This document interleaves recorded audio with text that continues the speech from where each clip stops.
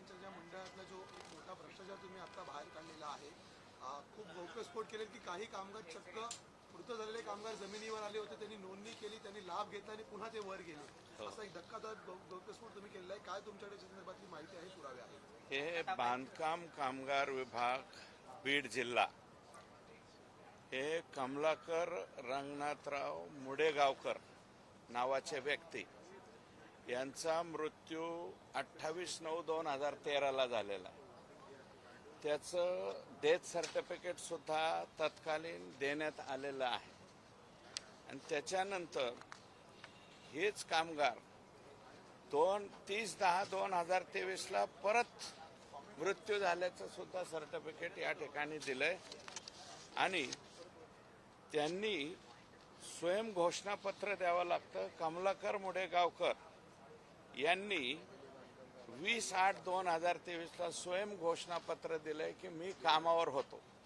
आता 2013 वारलेली व्यक्ती 2023 कामावरती कशी काय येऊ शकते?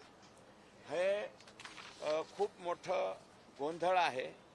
आणि अंबाजोगाई नगर परिषदेने तिथले जे शेख इफ्तेकार नावाचे कार्यालयीन अधीक्षक आहेत यांनी सर्टिफिकेट दिलंय की कमलाकर मुडेगावकर हे 9/4/2023 ते 20/8/2023 या कालावधीमध्ये कामाला आलेले आहेत. 2013 मेलेला माणूस 2023 कामाला कसा येईल? तर तो आलेला आहे. 2013 गेलेली व्यक्ती 2023 मध्ये बांधकाम कामगार म्हणून येते, काम करते आणि परत त्यांना त्यांचं स्वयं घोषणापत्र घेतलं जातं की मी हे काम केलं म्हणून. आणि परत 2023 परत डेथ होते आणि डेथ होऊन त्यांच्या मुलाच्या नावावर 2,30,000 रुपये जे बांधकाम कामगार विभागाची योजना आहे तिचा लाभ सुद्धा मिळतो. म्हणजे 2,30,000 रुपये त्याच्या मुलाच्या अकाउंटवरती गेलेले. याच्यामध्ये काही अधिकाऱ्यांचं निम्म तुम्ही निम्म आम्ही अशा पद्धतीने लूट ही मोठ्या प्रमाणावरती झालेली. आणि विशेषतः कोरोनामध्ये गेलेले जे लोक आहेत त्या लोकांच्या बाबतीमध्ये हा प्रचंड महाघोटाळा या बांधकाम कामगार विभागाच्या याच्यामध्ये केलेला आहे. आज लक्षवेधी मी त्या ठिकाणी मांडली आणि राज्याचे मंत्री महोदय यांनी उत्तर दिलेलं आहे की स्वतंत्र अधिकाऱ्याची नेमणूक करून यांच्यावरती FIR दाखल करून या ज्या अशा रकमा कोट्यवधी रुपयाच्या रकमा या बोगस लोकांच्या वरती जे गेलेले आहेत त्याची संपूर्ण वसुली करण्याचं या ठिकाणी मला उत्तर मिळालं. पण अण्णा, तुम्ही याच्यात अजून काही गौप्यस्फोट केलेले आहेत. अर्थातच बीडमधील काही कामगारांनी परदेशातही काम केले, कुठे काम केलेलं आहे, काय त्या कामगारांची? हो, बांधकाम कामगारांच्या याच्यामध्ये नोंदी आहेत की तुम्ही कुठे काम केलं. तर काही जणांच्या याच्यामध्ये अमेरिकेचे राष्ट्राध्यक्ष ज्या ठिकाणी बसतात त्या व्हाईट हाऊसमध्ये काम केल्याचे प्रमाणपत्र जोडण्यात आले. काही जणांनी दुबईच्या बुर्ज खलिफा इथे सुद्धा कामाचा अनुभव आहे अशा पद्धतीचे सर्टिफिकेट्स त्या ठिकाणी जोडलेले आहेत. हे दुर्दैव आहे.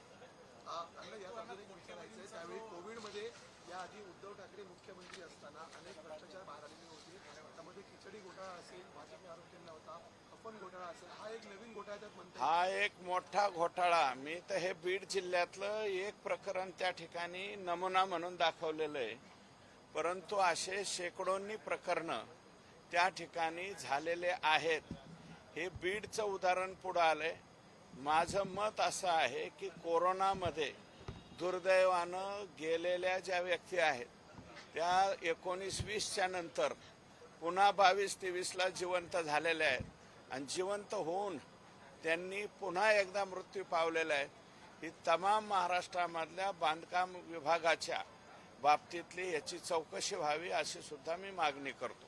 शासकीय पातळीवरती मृत व्यक्तीला परत जिवंत दाखवायचं, करोडचा मोबदला घ्यायचा, परत ती व्यक्ती मृत झाल्याचा परत नवीन दाखला द्यायचा, त्याला दाखला द्या. याच्यामध्ये बांधकाम कामगार विभागातील काही व्यक्ती नगर परिषदा, नगरपालिका, नगरपंचायती आणि ग्रामपंचायतीमध्ये काही जे सीओ नाही, सीओच्या खालच्या दर्जाचे कार्यालयीन अधीक्षक किंवा तत्सम जे अधिकारी आहे, या अधिकाऱ्यांनी याच्यामध्ये पैसे मिळत आहेत म्हणून हे अनेक ठिकाणी राज्यामध्ये बहुतांशी नगरपालिका, नगरपंचायती, नगर परिषदामध्ये अशा पद्धतीचे घोटाळे केलेले आहेत. महानगरपालिकेमध्ये सुद्धा चेक करून पाहावं. 29च्या 29 महानगरपालिकामध्ये याच्यामध्ये सुद्धा कोरोनामध्ये गेलेले लोक पुन्हा जिवंत झालेले आहेत आणि पुन्हा ते मृत्यू पावलेले आहेत. आता या घोटाळ्याची व्याप्ती किती रुपयांपर्यंत आहे आणि ती कितीपर्यंत असू शकते असं तुमचा अंदाज आहे? बीड जिल्ह्यामध्येच मी तर म्हणतो ना, एका व्यक्तीला 2 लाख रुपये मिळतात, 2,30,000 रुपये. म्हणजे जवळपास मला जे माहिती मिळालेली अंतर्गत त्याच्यामध्ये 200 लोकांचा अशा पद्धतीचा घोटाळा हा बांधकाम कामगार विभागाचे तत्कालीन म्हणजे मुंडे म्हणून अधिकारी होते, त्याच्यानंतर काशीद आहेत आणि अजून एक पाटोळे का कोठोळे नावाचे ते अधिकारी आहेत. 3 जण आहेत. 3 जणांनी सुधाकर कोनाळे, अजय काशीद आणि श्री मुंडे असे 3 अधिकारी याच्यामध्ये आहेत. हे 3च्या 3 लोक जबाबदार आहेत.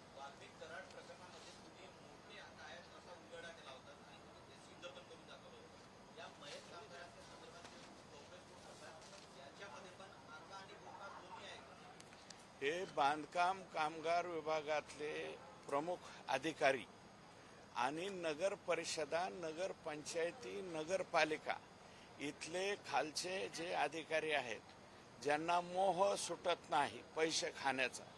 कुठे पैसे खावेत तर गेलेल्या माणसांच्या मध्ये सुद्धा पैसे खाण्याची ही मानसिकता.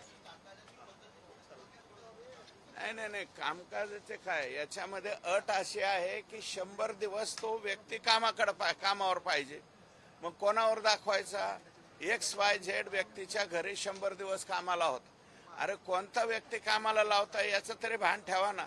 जो 2013ला वारलेला आहे तो 2023ला कामावर कसा येईल? ते सुद्धा या ठिकाणी झालेलं आहे.